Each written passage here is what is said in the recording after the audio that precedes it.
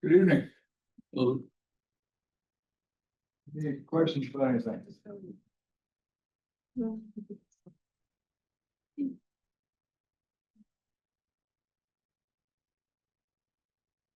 Okay. Things, first of all. Your business models are due Monday. I think I had the day right, but the date wrong. It's Monday, what is Monday? Sixth. Anyway, it's still Monday. It's always been Monday. At 5 o'clock. So. You can submit those to me, hard copy or electronically, whatever you prefer. But,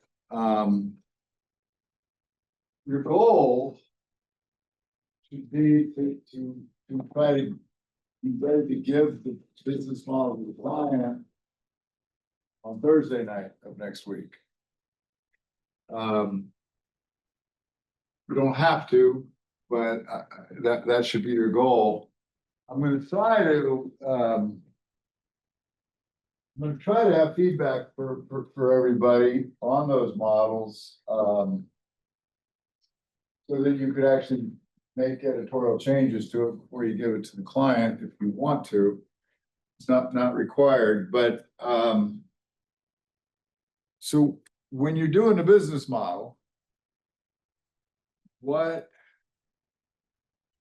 should you be using this experience to human?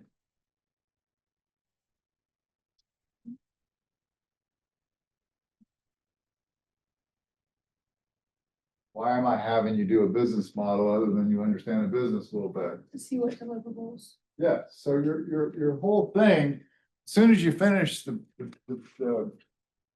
business model, you could even include it in the business model you want in the conclusion section.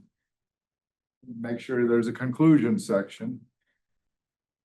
But as soon as you finish the business model, you should sit down and make a list of what are the needs of the business.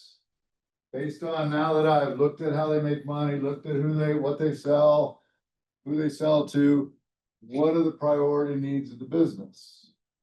And what I'd be trying to do is to come up with a list of between 10 and 15 needs of the business. Based on the business model. 10 to 15 needs of the business. And so once you have that list of 10 to 15 needs of the business, what are you going to do? Sort it Maria? Like sort it out or like by purpose or like by some criteria and then narrow it down to like multiple? Okay, Ada, what might you narrow it down based on? Like your products, your market, like the. Well, you could needs do of the that, client. but here's a list of 12 problem areas or need areas, if we don't want to call them problem areas, in the business. Mhm. Okay, so now you're trying, what do you have to produce? They're deliverable. For deliverables, so you're trying to get that set of 10 to 12, 10 to 15, however many need areas you're going, down to 4. And those 4, your selection of those 4 should be driven by what? That was what I was asking. Oh, okay, your client, or the needs of your client. One that we can actually solve. So you have this list of 10 to 15 needs. And you're gonna assess that list of 10 to 15 needs by asking yourself 2 questions. Question 1, Am I able to help with this problem? that's question 2. Okay, That's a good question. yeah. Question 1, the relative priority. So come up with 12 needs, but some are more critical than others for the person to move forward. And when we think of moving forward, this is a really important. When you think of moving forward, what's your time horizon? What are you thinking?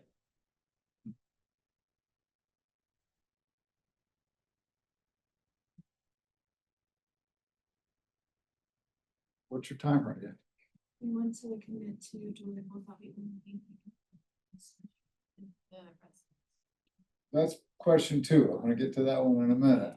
But your time horizon, thinking about the business is not 3 years from now, it's not 2 years from now. What do you think? Wait, December. You're gonna finish in December, right? You wanna be able to have something implemented and impacting the business by June. By June. So you're not doing pie in the sky long-term things, you're thinking impact on the business by June.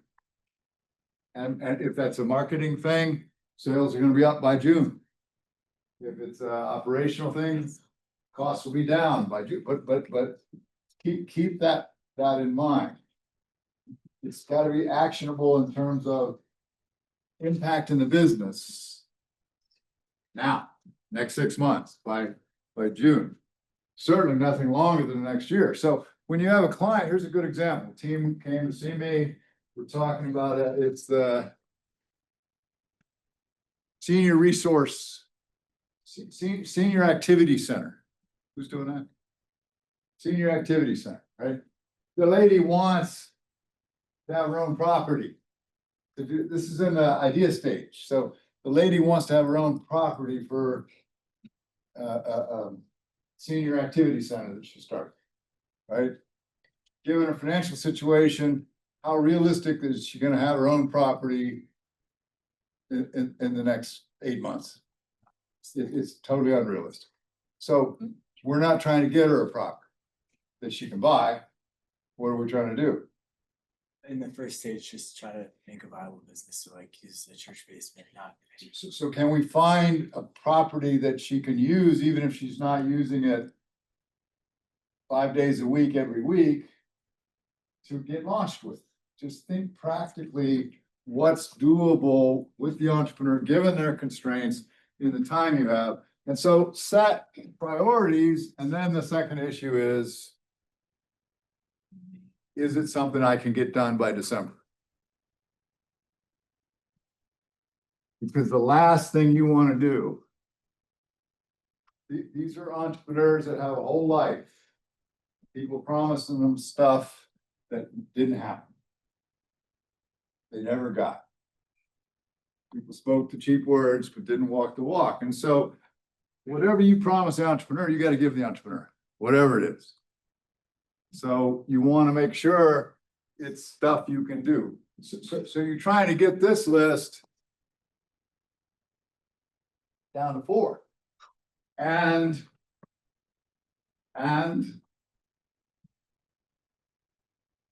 then what? So you give the business model to the client next week, next Thursday, ideally.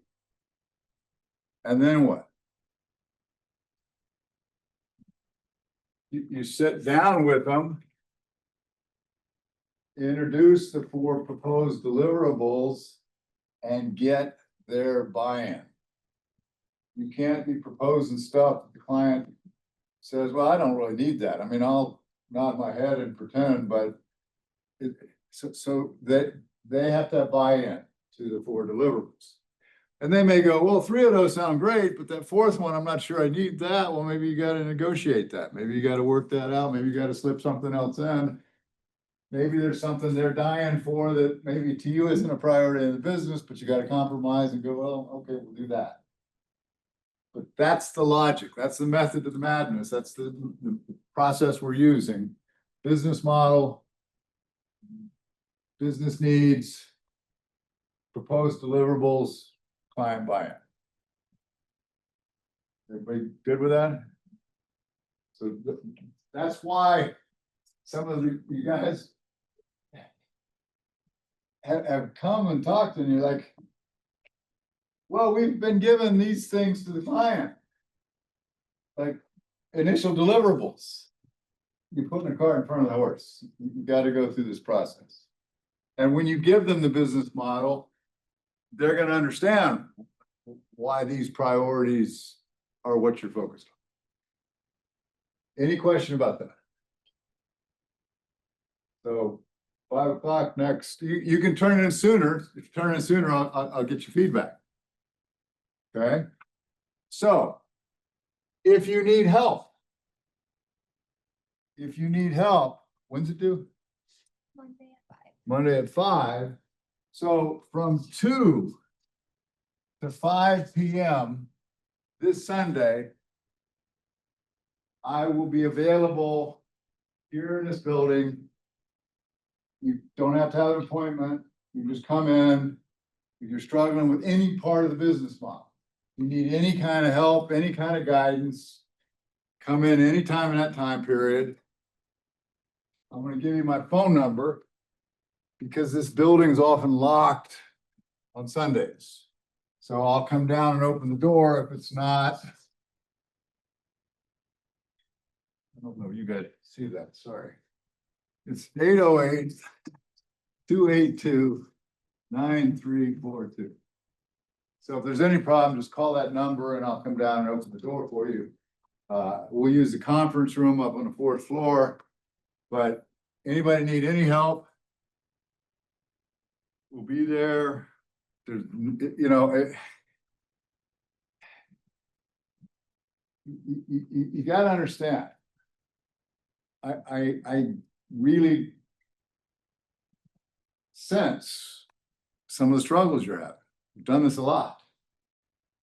So it's okay to show up on Sunday and go, yeah, we got these 5 sections, but we don't know where to start with this section. It's okay to ask questions like that. I heard what you said about what we should say about the profit model, but I just don't know where to start. It's fine to ask those kind of questions. Okay, any issues about that? The meetings, I think, are what I've seen. And asking Tom what he's seen. Your meetings are getting better and better and better. More productive. Your styles are coming around in terms of how we ask questions, your teamwork in terms of how one person plays off the other person. Good progress on those fronts.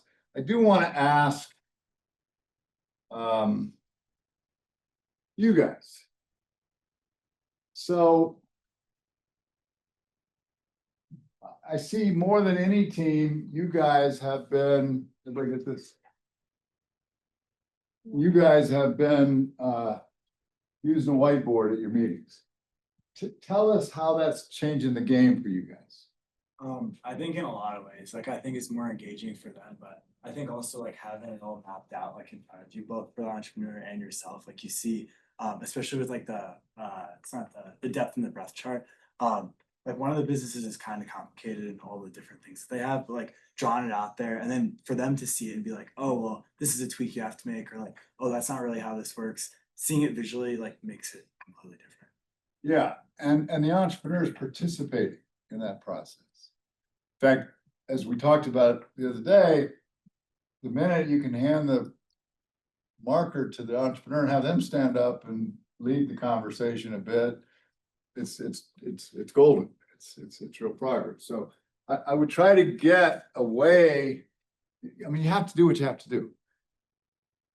But I try to get away from just question to let's map this out. We're going to talk about market say, whatever we're going to talk about. But the whiteboard or a flip chart. Sue, you said we have a few extras. So we'll bring some extras. Reminder Thursday, we're back at the library. I know the Idea Center is more convenient, but we're back at the library. We'll have transportation organized for you. Part of the challenge of the Idea Center is we're stuck mostly on the first floor, and so there are people in some very awkward areas in terms of traffic and noise. And one group was next to a classroom that was louder than crap, and so that's that. Thursday library. Remind your client to be in a library. I did want to mention, some of you may be familiar. Notre Dame has this very cool program called the ACE Teaching Fellows, where a graduate of the university could spend a year teaching in a Catholic school. And a lot of times these are more troubled schools or schools with students with more challenges and so forth. It's a neat program and it's a neat experience. This actually, this is a student I recommended last year, and there she is holding her sign saying, Miss Murdoch, 5th grade, Austin, Texas. So it's all over the country. Anyway, if any of you, I'm gonna pass this around, but if any of you are interested in the ACE Teaching Fellows or just finding out more about it, send me your name and I'll recommend you to these folks and then connect you and you can pursue that or see if it is or isn't an interest of yours. Okay, I think that's most of my stuff. So when we finished last time, I'd introduced the profit model.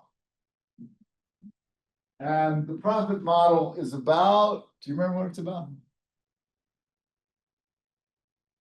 Margin and volume, or depth and breadth. Not depth and breadth, first thing. Yeah. So it's, the profit model is just the logic of how the business makes money. The logic of how the business makes money. And if you're like, I don't get it, just go back to the example I gave you. How does a grocery store make money? How does a jewelry store make money? And that'll implant, oh yeah, that's good. And where does this show up?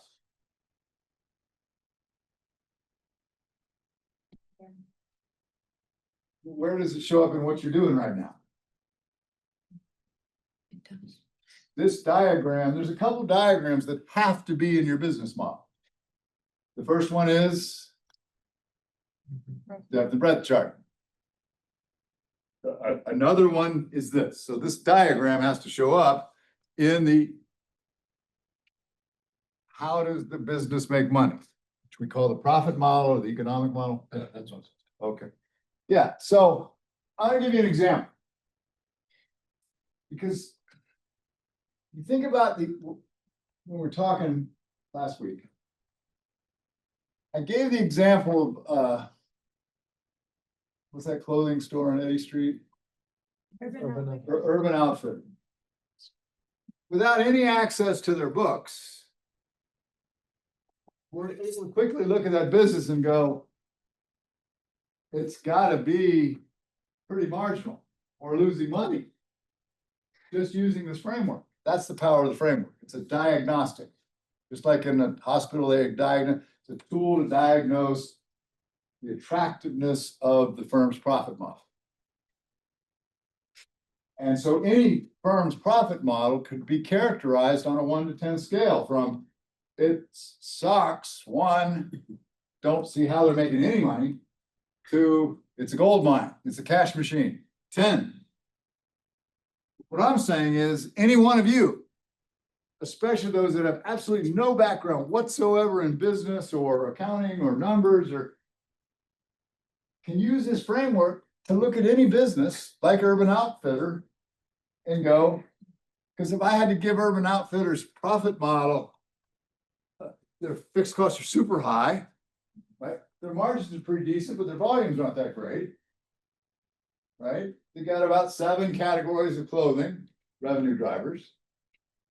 At best, I'd give it a 3. You'd get a pretty low score in terms of the attractiveness of the profit model. Can you think of any reason they would keep that store open with a crappy profit model? Can anybody think of any reason they keep that store open with a crappy profit model? It's enough to cover variable cost. Yeah. Like, is it about the fact that it's just a part of, it's like a franchise among all the stores and the So chain? the other stores carry that one store? Like, yeah, like, do they need a footprint in a particular area just as a rule? Okay. You're close, close. Yeah, But then sometimes it can be for image and reputation. image and reputation. Take that another step. That's spot on. Like, you might call it brand visibility? I was just gonna use the word exposure. I don't know if that's weird. Exposure that'll lead people to do what? They're urban have a lot of locations, so, and other people's hometowns or wherever they live, like they see. Yes, or they'll go online. So I'll go in the store and see interesting stuff, but I don't buy in the store, I go online. And so the store is sort of a display place, but the money's being made from online. So I don't know if that's true for Urban Outfitters or not, but that would be one kind of logic that might make sense for them. So I want to give you an example of this in action. I've mentioned, I think, that we run a program every summer in South Africa, take 28 students over there. They have an amazing experience working with entrepreneurs in shanty towns outside of Cape Town. And I've been doing work in South Africa for, I don't know, 30 years, since right after Mandela got released from prison. And so I'm over there in South Africa, and I do a Fulbright. And then I so enjoyed the Fulbright that they invited me, and I went and was an endowed chair, visiting endowed chair for 2 years at the University of Cape Town's Graduate School of Business, which in those days was one of the premier business schools. It was the premier business school in Africa, but one of the top 30 business schools in the world. So it was a pretty cool place. More to the point, is a very amazing time to be in South Africa. What do you think about this state? So Nelson Mandela has been released from prison. All the apartheid legislation has been outlawed, done away with. Free and fair elections have been scheduled. And I'm there when they happen. So people never had a vote in their life are lined up for miles with smiles on their face, getting ready to vote. And on top of all that, if you know anything about rugby, the All Blacks of New Zealand dominated the sport. The World Cup that year, and rugby happened to be in South Africa, and the South Africans won, which never would have happened. So it was a super cool time to be there. And at the time, because of apartheid, the world had onerous economic sanctions on South Africa. And the toughest sanctions were the American sanctions. I think Reagan was the president back then, but we had, if you needed a Japanese copier in South Africa, there were sanctions. You couldn't buy Japanese, you could get one. If you needed anything American, you could not get it. Sanctions were strictly enforced. And many American companies, actually, Ford Motor Company was a dominant player in the car market in South Africa, actually moved out. And they ultimately went back later, but never recovered the market share that they'd had. They were there. So that's the picture. But what do I know is going to happen? Because apartheid's gone and it's now free and fair elections, and what do I know is going to happen imminently? The sanctions are going to be all removed. And the minute the sanctions are going to be all removed, South Africa is an amazing country, one of the most beautiful places in the world. The tourists are going to come back, but more importantly, the businesses are all going to come back. You with me? Everybody get the story. So what did I just describe?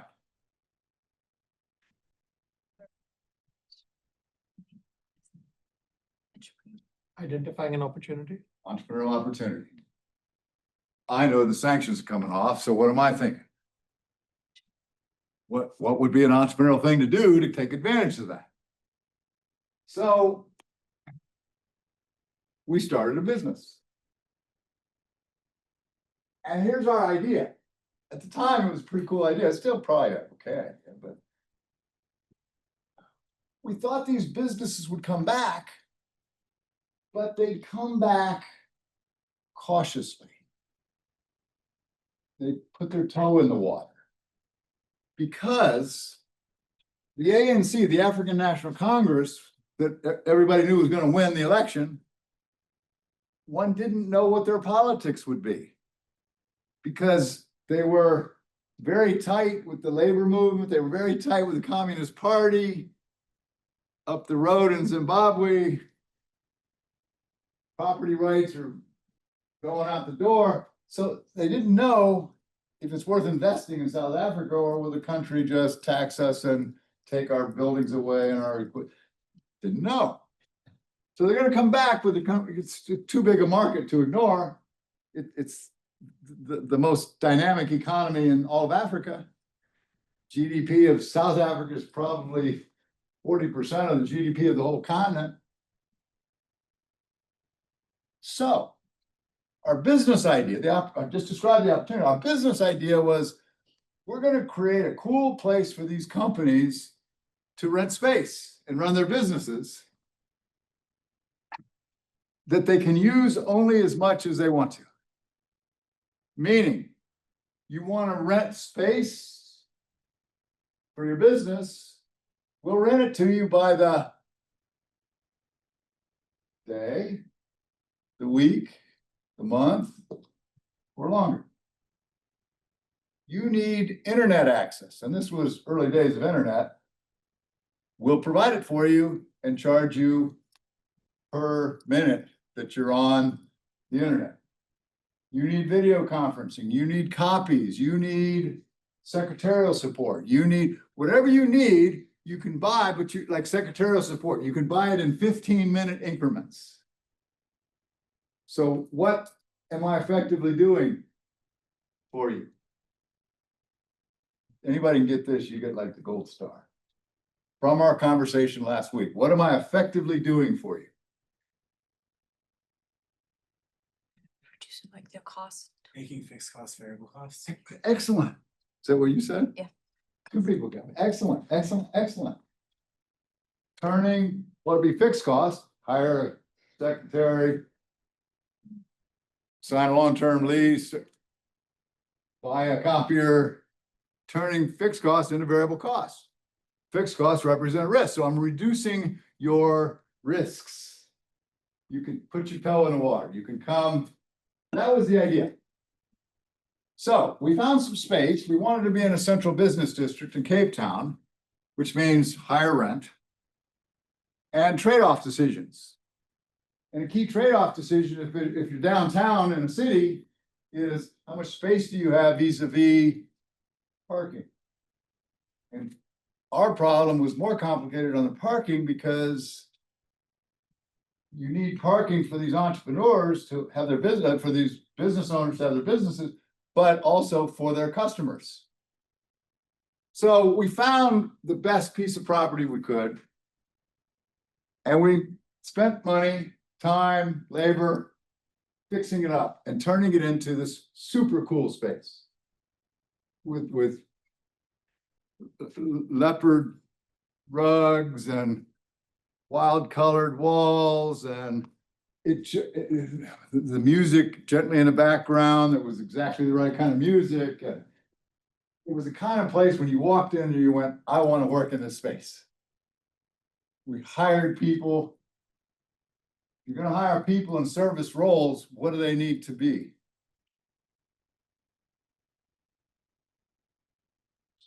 They need to love to serve. If you're in a service role, you need to love to serve. How many people have you encountered in service situations where they hate to serve? They're miserable. They're sitting there talking in front of customers, and what time they get off. That's not somebody who loves to serve. We found people that love to serve. They were amazing. So amazing employees, amazing environment, super cool place. Okay. Now, let's look at our profit model. Margins. Well, we sold 75 services I mean, you need flowers for a client, we'll get you flowers, anything. 75 services organized into 5 categories, 5 revenue drivers. So there are 5 revenue drivers. For every service we offered, we went and found 3 competitive prices, and we took the average of that, and that's pretty much how we charge our prices, set our prices. The average market price. With that, it produced medium margins. Okay?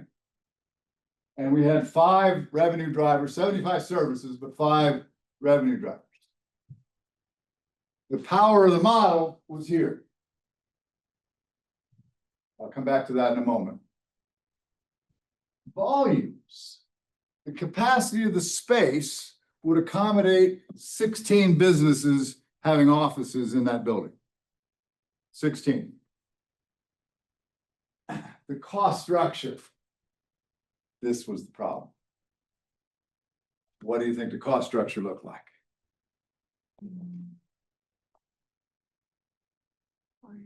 Cost structure means, is it more fixed cost or more variable cost? Equal amount of both.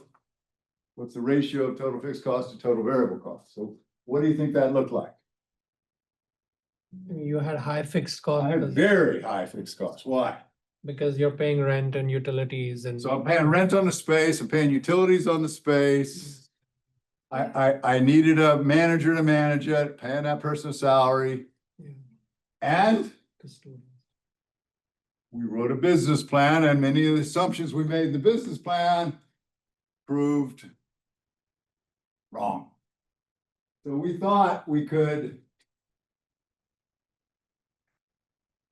rent a lot of the equipment to equip the offices. We couldn't, we had to buy that. So desks, computers, all the stuff that went in the offices, we had to buy. And you never want to open a business in South Africa in December. You quickly find that, remember, they're in the Southern Hemisphere. Yeah. So their summer is our winter. And there's like a 2-month period where everybody goes on vacation. So you want a guy to come in and fix your plumbing in the bathroom, ain't gonna happen. Well, we didn't know that, so we made a bunch of those kind of mistakes. But the upshot is, we had very high fixed costs, very high. With medium margins, 16 clients, and what do you think was cool about our revenue model? What do you think our strategy was? Think cleverly. What do you think our strategy was with the revenue model? Huh? It was flexible for the It client. wasn't flexible. It was flexible in the sense that Yeah. they pay as much as they use. Yeah. How many days they rent, whether they use a secretary or don't. What do you think our revenue model was? Yes. Maybe that it was diverse, that it had a lot of revenue drivers. We had 5 revenue drivers, 75 services. But what do we do with those revenue drivers? Here's what we made the rent pretty attractive. We knew we could have charged a bunch more for the rent, but we didn't. And I gotta tell you, the space was a hyper cool space. People want to be in that space. And yet we made the rent lower than we knew we could get away with. Why? Why? Yes. Because people think it's like a deal to come into your space, but then you can make a bunch of money off the other services you're gonna offer. Because they'll all underestimate how much they'll use the other services. Oh, we won't need that. We won't need that. But once they're in there and they use the secretarial time a little bit, they suddenly go, well, we need more of that. We won't need video conferencing, but once they do 2 video conferences, they want one every other day. So our whole thing was, if we get you into the space, that use as you go model, we'd make a ton of money off them using all the other services. Does that make sense? And that's what happened. It worked like a charm. So this part is super good. Margins, medium.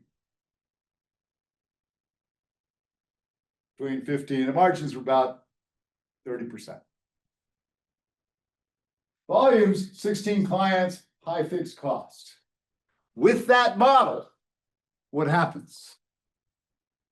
First of all, the space was full almost immediately. And we attracted blue chip clients. So Hard Rock Cafe was a client. Phillips Petroleum was a client. So we're not getting like flyby, we're getting blue chip clients. But the more amazing thing was we thought they'd come in, use the space briefly, and then get their own offices. They stayed in the space. They didn't move out. They loved it. All sounds pretty good, doesn't it? Well, the problem was what? I got very high fixed costs, medium margins. So what's really important, even with an attractive model here, what's very important? Volumes. And it turns out 16 clients was low volume. And so we did the amazing. We got to break even within 6 months. A lot of these kind of businesses, you don't break even until you're well into the second or third year. We got to break, Amazon didn't break even until the 8th year. We got to break even in 6 months. But we're at capacity. And the model's working like a machine, but we couldn't get above break even. We could make a little profit, but we hit a ceiling on profit.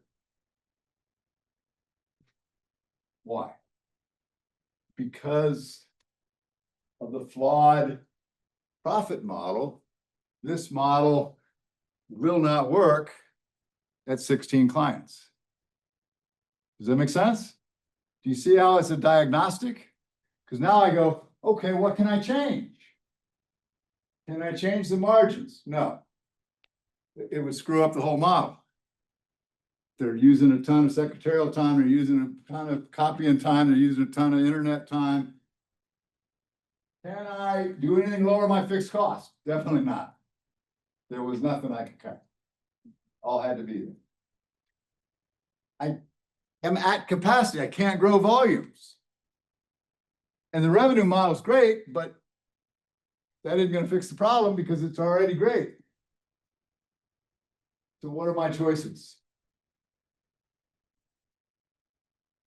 Limp along with small profit or shut it down, move to a larger building which would accommodate many more clients, write off all the sweat and labor and love we put into building this thing. It was tough. It's a tough decision. But I'd gone out and pitched this thing to investors. And investors loved what we were doing, so they put money in.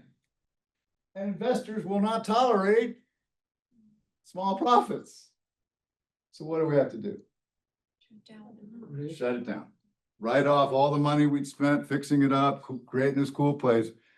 And we moved to a skyscraper type building where we had one floor that would accommodate 45 clients and an option on a second floor that would get us close to 90 clients.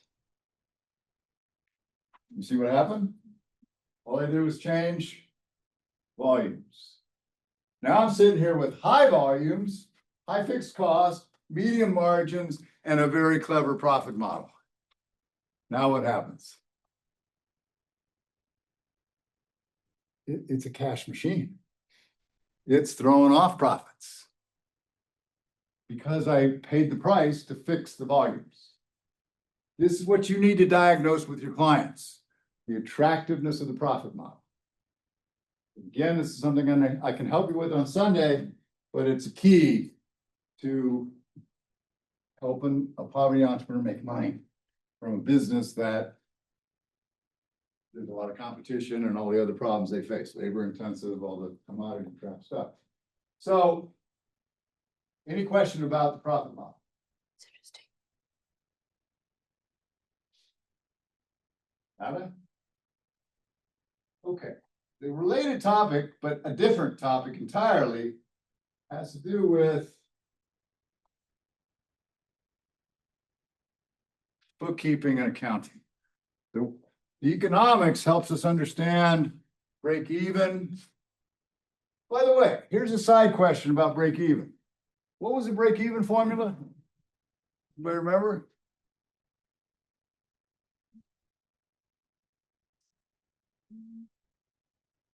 Total fixed cost divided by contribution margin. What was the contribution margin? Price minus the variable cost per unit. That's break even. What if your entrepreneur said to you, look, I'm a single mom, barely surviving. I got 3 kids. I don't need to just break even. I need to take $2,000 a month out of the business to pay my rent and support my kids, feed my kids. Does that make sense? How do I figure out how much the business needs to sell, not to break even, but to take $2,000 a month out?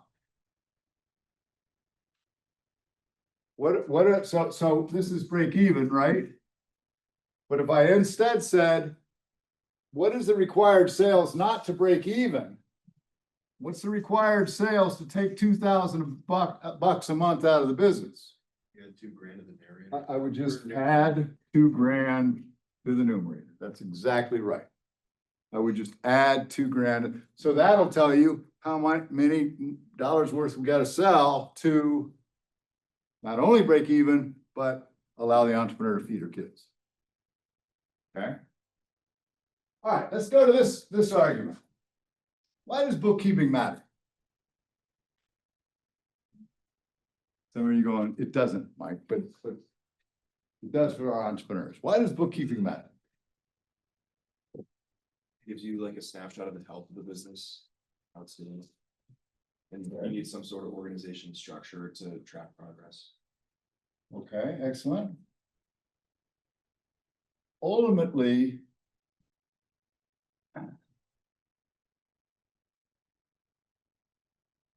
if you go to Pakistan and you don't speak the local language, it's very hard to be very productive, to accomplish much.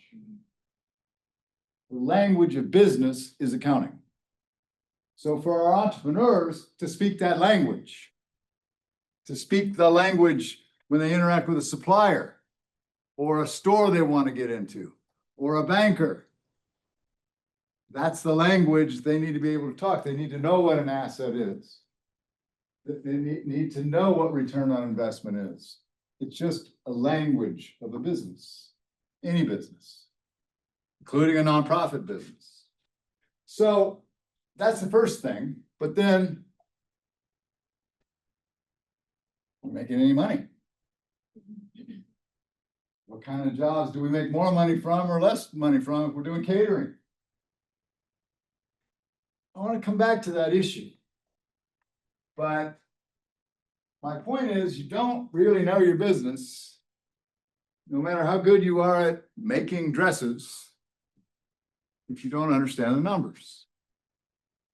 It's not something you can just push off on well, I'll sell a bunch and then I'll get a bookkeeper and they'll take care of all that. I don't need to worry about it. You do need to worry about it. It's key.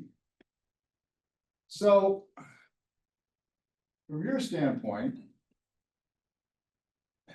well, how are we going to think about accounting?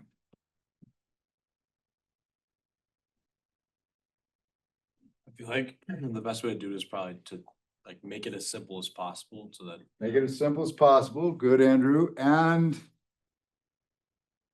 whole approach in this course is look at bookkeeping as a process. Look at bookkeeping as a simple process. Okay, so here I am running a business. I'm trying to understand. So when I say the word revenue, that's another word for sales. Sales and revenue are the same thing. When I say the word profit, that's very different than revenue. Profit is revenue after you take out all the expenses. But understanding what my profit is, understanding what my revenue is, understanding that with the chocolate lady, 70% of her annual sales were 3 short periods each year: Christmas, Valentine's Day, Mother's Day. That's where almost all her sales came from each year. Understanding that pattern. If you've watched the news lately, what is about to explode in America Shut in down terms of prices? meat. Huh? Meat. They Meat. Told us, yeah, meat. Meat. Apparently, I didn't know this, but a lot of the cows in America come from Mexico. And we've simply cut off cows coming from Mexico. What's that mean is going to happen to the price of meat for all of your businesses that are involved in catering over the next 3 months? Like eggs a couple months ago. So you want to have a sense of that, but you want to start to look at this as a flow. I'm going to show you how to think about it as a flow. Okay. The question though is, where do you start when you create or critique a bookkeeping system for a client? What's the first question you should ask? Where do they incur more costs? That's an important question. Before you even get to that question, you have to design a bookkeeping system for a client that doesn't have one, right? What question should you ask first? Like, does their current system include everything, all of their costs and income? Important. I would ask to see all their financial statements and You receipts. do want to see whatever they have. Somebody who told me they got a box of receipts. Somebody was telling me they got a box. You had a box of receipts? Did somebody else have a box of receipts? You got a folder. A folder with receipts, yeah. Okay, now I gotta come up with a bookkeeping system for you. Before I design a bookkeeping system, what question should I ask? Maybe like, I want to get to that question in a minute. That's a big one too. do they have one? Do they have a bookkeeper? Assume they don't. Yeah, Do you separate your business account with your personal? are they separating the person from the business? A very important question. The bookkeeping system will help me figure that out. I gotta design the bookkeeping system to design the bookkeeping system for you versus for you, if you were entrepreneurs. What's the first question I need to ask?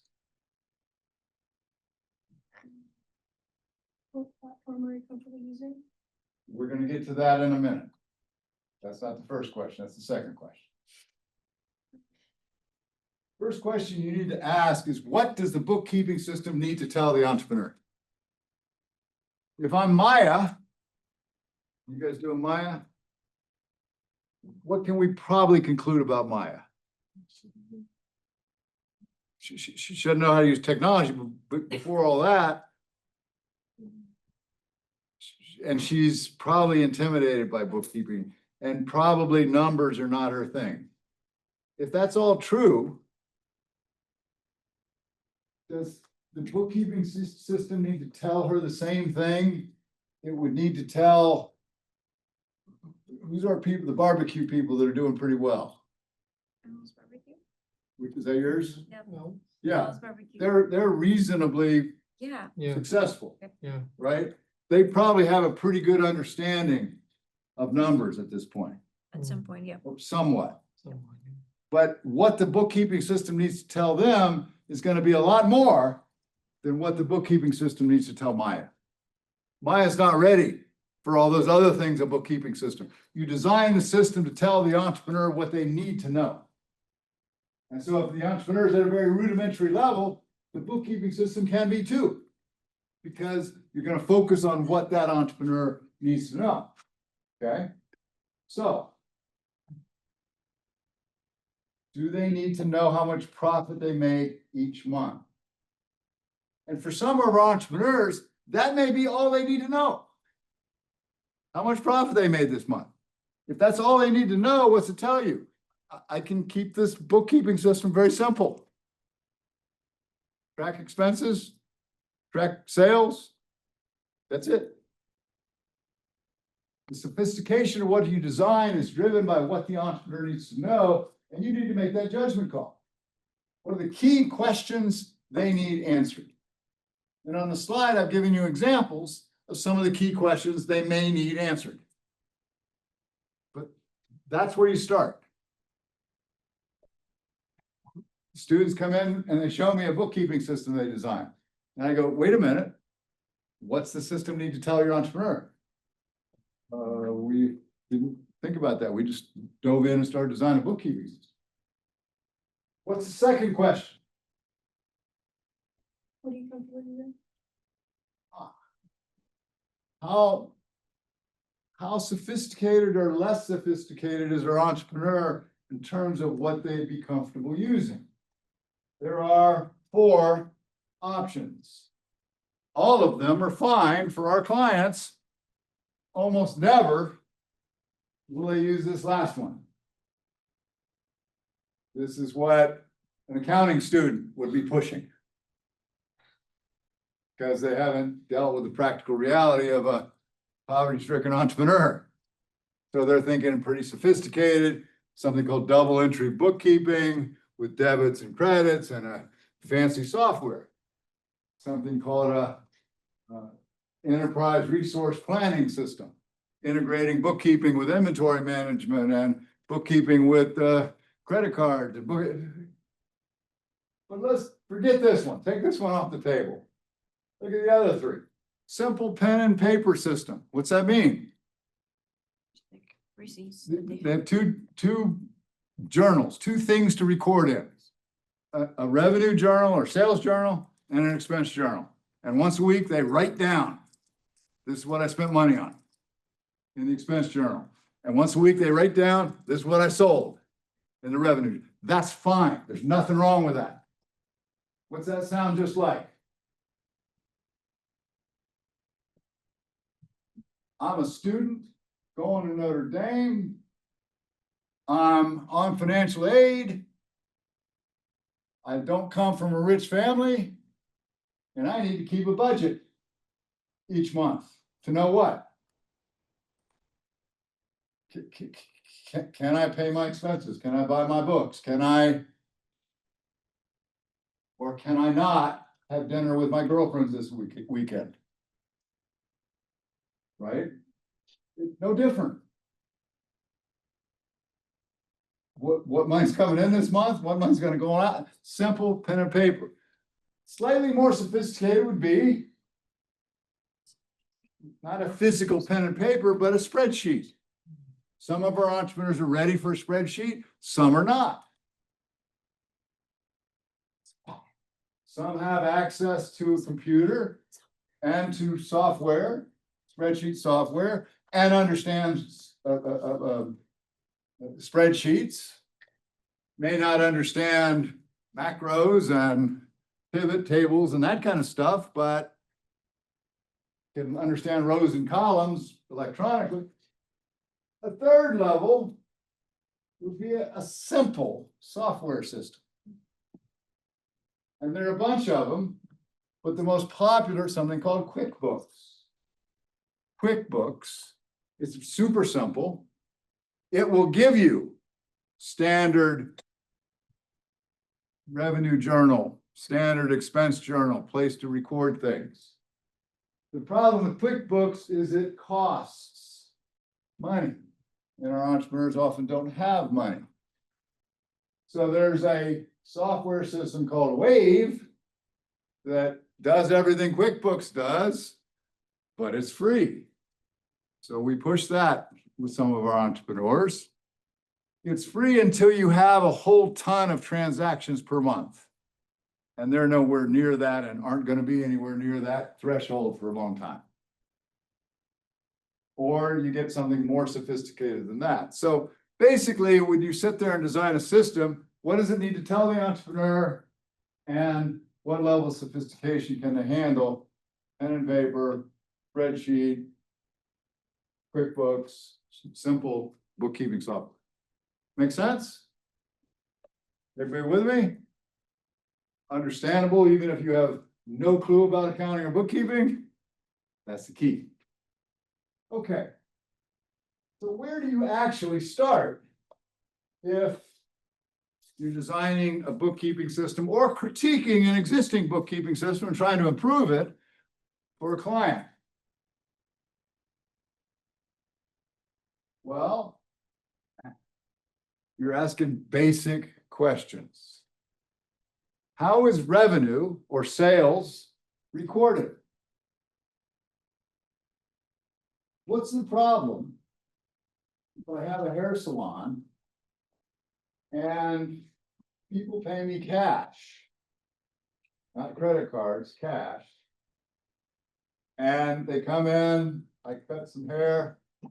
So the guy I go to get my hair cut is like a kind of a legendary place here in South Bend.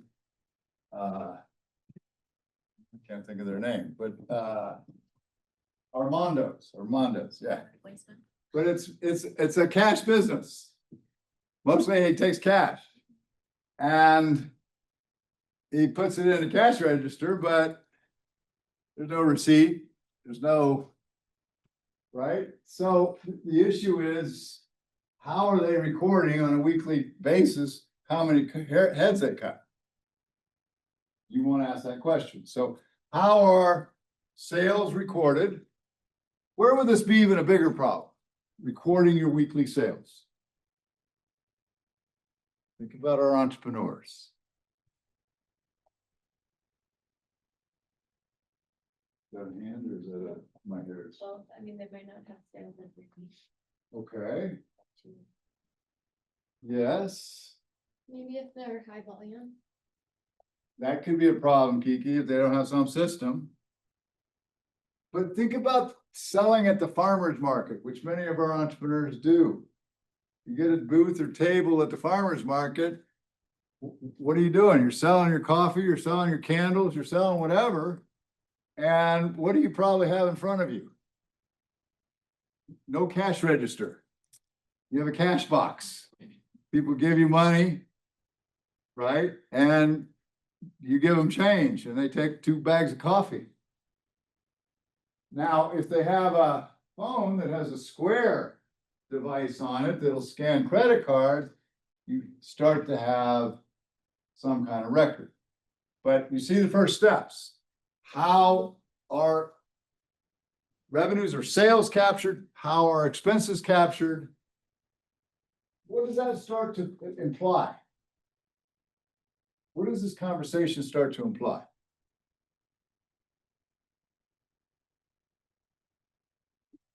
A big issue with your clients.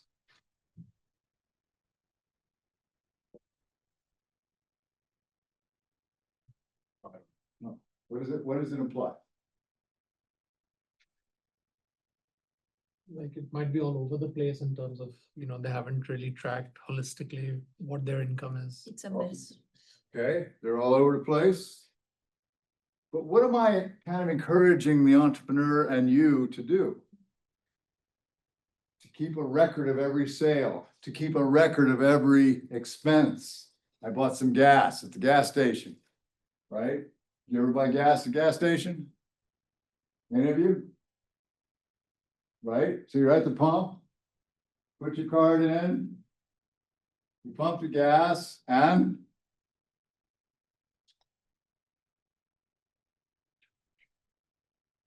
you finish pumping the gas, and it asks you if you want a receipt, and you say yes, which you probably don't, probably say no, but let's say you say yes, and then the receipt doesn't come out because half the time the damn thing doesn't work. It says, come inside and get the receipt, or it says nothing, but you're not going back inside, so you drive away. My point is, the entrepreneurs need a paper trail. You need to impose that discipline. They need a paper trail. They need to keep receipts for everything they buy. They need to have some record, an invoice or something for everything they sell. That paper trail, I'm using the term paper trail, it could be electronic. So anything that, so what would that tell you you'd want your entrepreneur to do when they buy stuff? Always use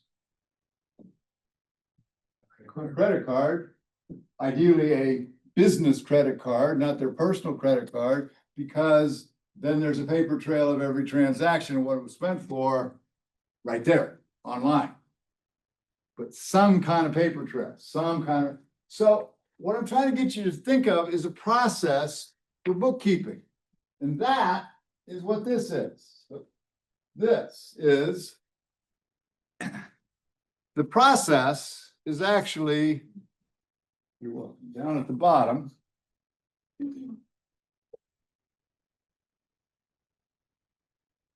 There's also something.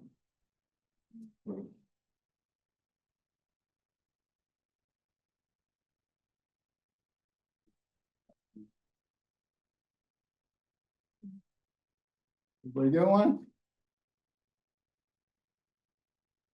What do you see at the bottom? Everybody get one? Yes? Sue, did you go? I know. Okay. So what do you see at the bottom? In the 4 stages? A 4-step process for organizing a bookkeeping system. Why do you have like 4 steps? Because it's simple. Right? What's it say? Generate a transaction trail. Whether that's electronic records or physical pieces of paper, transaction trail. So I know every sale, everything I bought, every expense, right? Then what?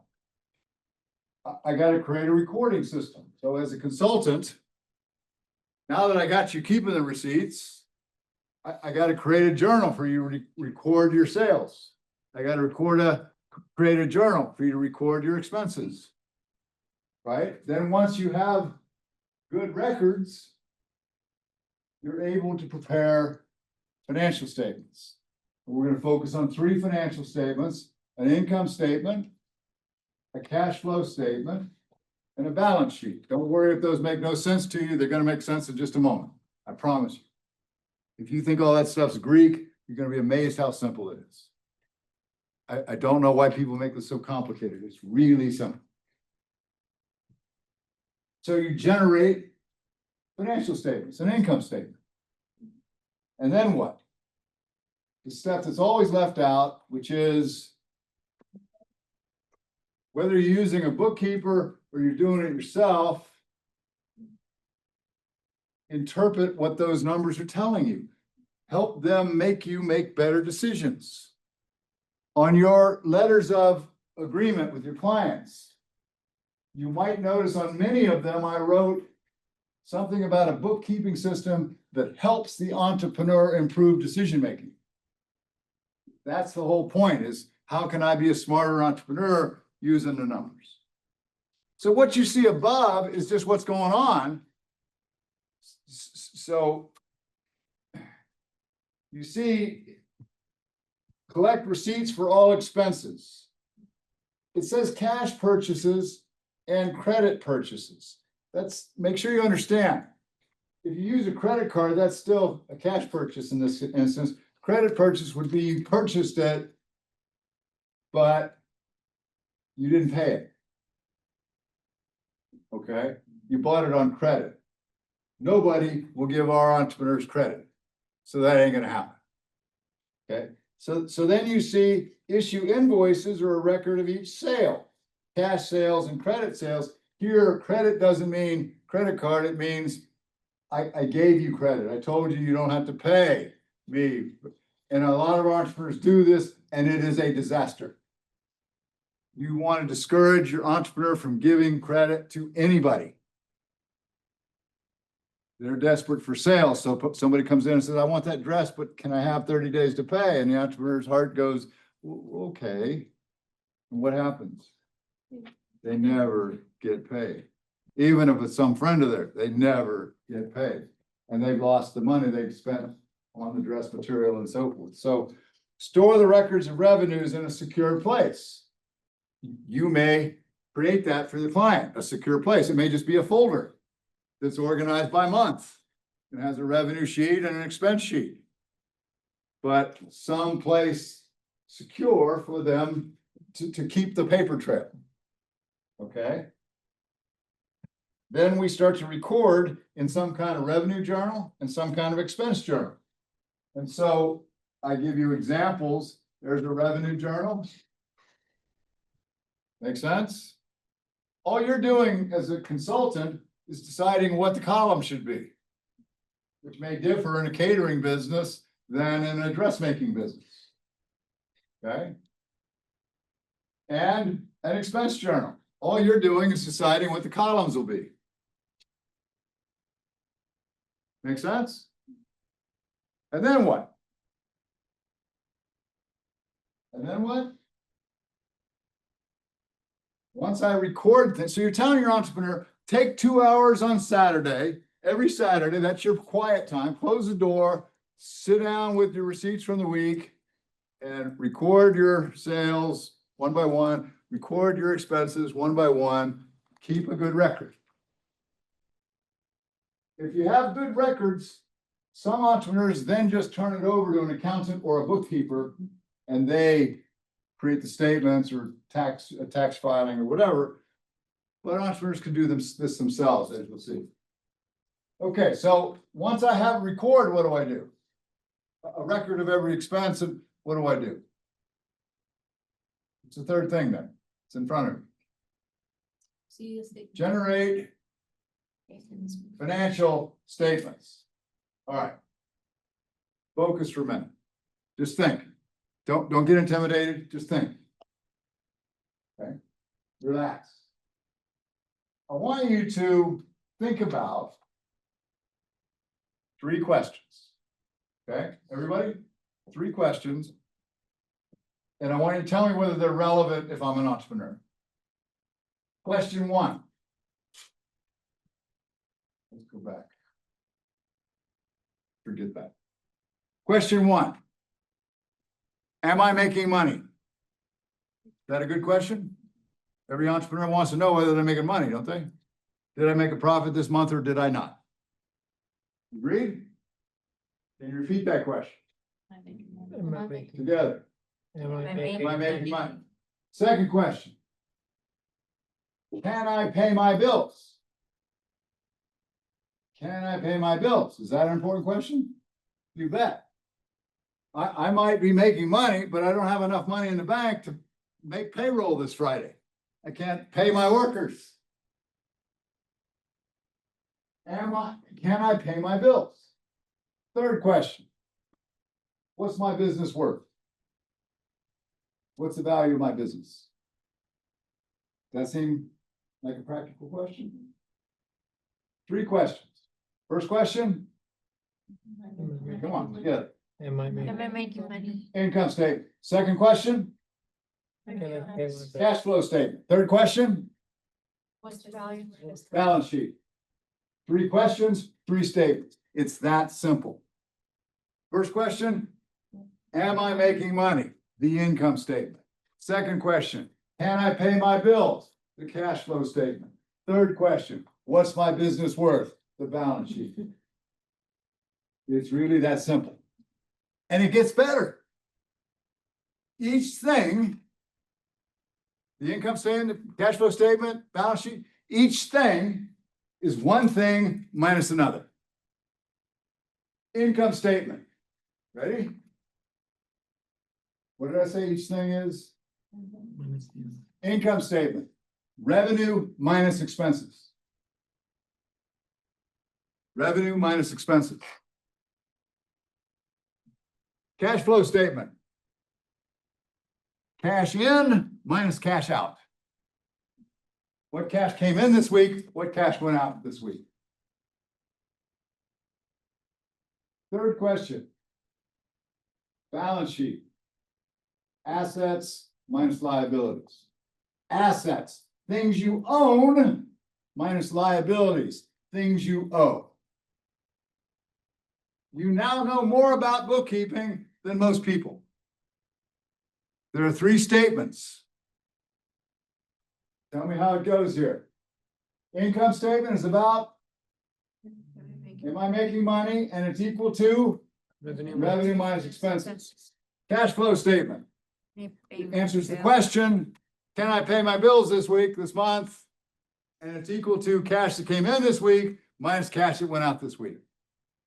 Balance sheet, what's the value of my business? So take what I own, assets, subtract what I owe, liabilities, what's the difference? It's called owner's equity. It's the value, it's a very conservative estimate of the value of the business. 3 statements, 3 questions, each thing is one thing minus the other. And so, let's take a look. 3 statements, 3 questions, that's in the slides. But let's take a look at each of these 3 statements. And the way I'm presenting it to you is completely acceptable. Accountants can make these things look a lot more complicated, but they don't need to be.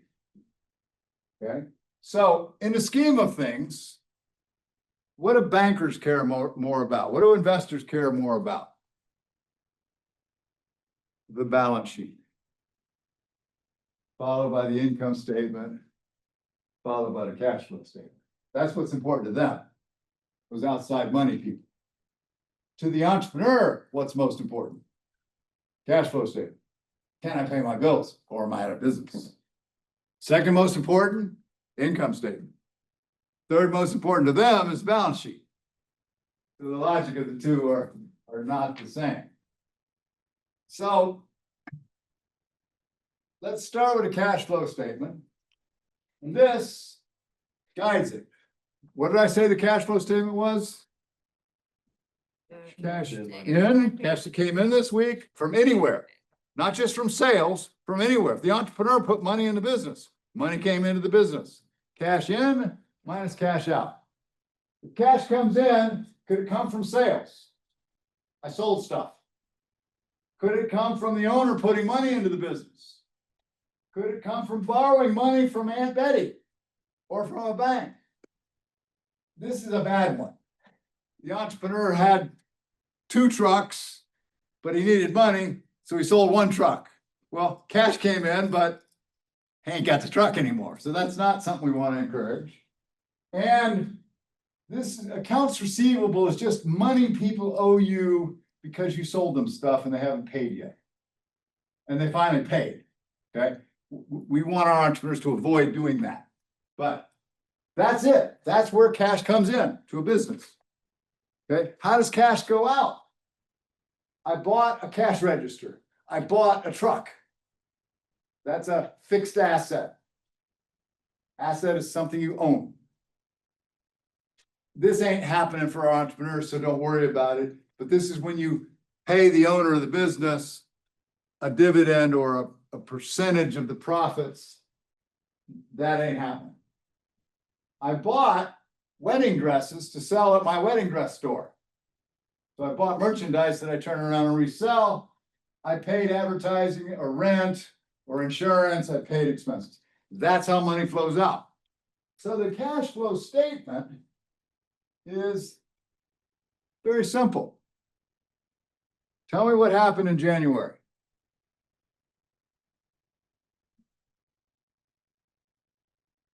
Cash in. Beginning cash is 0 because I'm just starting the business. And what happened in January? What happened? January. I took a bank loan. The bank loaned me $300,000. Cash came in from the bank. Equity paid in, that's just a fancy way of saying money put in by the entrepreneur herself. The entrepreneur invested in the business themselves. That's all equity paid in is money the entrepreneur put into the business. I see nobody taking notes. You got to know all this stuff to help your clients. So I'll be sure you get what equity paid in is. And then what? What else happened in January? Matthew? You didn't sell anything? I didn't sell anything because we just started. We opened the doors, but we didn't make any sales in the first month. Okay, so how much came in January?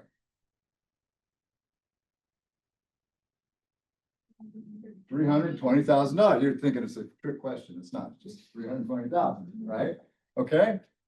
Now, did I spend any money in January? Why didn't I spend any money on material or labor? Remember, those are variable costs. Why didn't I spend any money on material and labor? Maria? You just started. And so I didn't produce any goods. I didn't have any sales. I didn't produce anything. Right? I'm getting set up. So I am spending money on marketing, on salaries, on rent, on other stuff. So how much cash out? Spent 61,000, 320 came in, 61 went out. What's the difference? What's the cash balance? 259. The end of the month cash balance becomes the beginning of February's cash balance, just like your checking account, right? What happened in February? I didn't borrow any more money. I didn't put any more of my own money in, and we still ain't made any sales. So no money came in February, but I spent 104 in February, leaving 155. 155 becomes the starting balance in March. And what happened in March? We finally We made some sales. We sold something. It's a cash flow statement. So what does that tell you? We not only sold something, but it got paid for. We got the cash for it. It wasn't sold on credit. It was sold and I got the cash for it. Okay. And so it goes month to month to month. That's all the cash flow statement is. So what do you see happening? We start to build cash. It looks like in May, where we actually have more cash coming in than going out. That's cash flow statement. That's all it is. It's that simple. It's like your checking account. Okay. Second statement. I'll come back to some of this next time, but is the income statement. The income statement is not cash in minus cash out, revenue minus expenses. So what happened in January? We didn't sell anything. Look at the income statement. What's it showing at the top? It's showing revenues. It's not interested in money the entrepreneur invested in the business. It's not interested in money you took from the bank. It's only interested in sales or revenues minus expenses. Okay. And you'll note that it organizes expenses into two groups. What's it take out first? Labor and not salaries, hourly labor. Salaries are down here. Hourly labor and direct materials, which are, Cost of goods sold. but they're variable costs. They're the cost of making and selling a product, right? And that is called your cost of goods sold. It's the cost associated with making and selling the product versus all these other expenses, which companies call overhead, but the proper term is general selling and administrative expenses. So all this is doing is saying revenue minus expenses, but when you get to expenses, take out the cost of goods sold first, which is kind of like the variable cost, then take out all the overhead, all the other fixed costs. And what happened in January? We lost money. We lost $57,000. When you see it negative, that's a negative number. Parentheses mean negative. What happened in February? Well, what do you notice is different between the income statement and cash flow statement? with the cash flow statement, the ending balance became the beginning balance. Here, each month is independent. So we lost 57,000 in January. You can see in February, we have some sales. And we start producing, so we have some cost of goods sold, we have other expenses. We lost 6,000 in the second month. We actually started making a profit in the third month, and for the year, what did we make? 78,000. Okay? Income statement. I'll give more time to this next time, I just wanna let it sink in, but it makes sense. Revenue minus expenses. Okay? Anybody figure out why on the cash flow statement?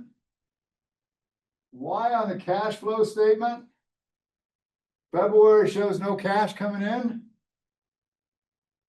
But on the income statement, it shows 100,000 in revenue. So our expenses were more, so we didn't make any profit. No, That was paid on credit. Really? we sold 100,000 worth of stuff, but we ain't gotten paid yet. It was sold on credit terms. So cash flow is the most real statement of all. It's only looking at what really happened. What real cash came in, what cash really went out. The income statement, though, is showing the 100,000, even though we haven't got the cash yet, is a credit sale. And there it goes. The last statement is the balance sheet. It's assets minus liabilities. Assets are things you own. Liabilities are things you own. owe. And you'll see it's often produced this way. With assets on the left, liabilities and owner's equity on the right. And you'll see the assets, I'll come back to this as well, are in the order of how easy they are to turn into cash. That's called how liquid they are, how easy it is to turn something into cash. So cash is the most liquid of all. We never know whether to get our utility deposit back or not, right? Liabilities are in the order of when they're due. More immediate liabilities, longer term liabilities. But the balance sheet, which is assets minus liabilities equals owner's equity. Another way of saying liabilities plus owner's equity has to equal assets, has to balance. So what's on the left, your assets, have to be equal to what's on the right, your liabilities and owner's equity. Owner's equity has two components. Component one is paid in equity, money the entrepreneur invested in the business. And what's retained earnings? Profit. Profit that you made that you put back in the business. You didn't put in your pocket, you put back in the business. Do you remember how much profit we made on that income statement? 78,000, right there, right? And what it apparently based on the balance sheet, what did we do? All 78 got put back into the business. I've gone very fast, especially through the balance sheet. Don't worry if it doesn't sink in yet. But I promise you, it's that simple. 3 statements, 3 questions. Each statement is one thing minus the other thing. Make sense? A little bit, Anna? Yeah. Okay, we're back at the library. See you Thursday. Pick up all that stuff. Will be organized.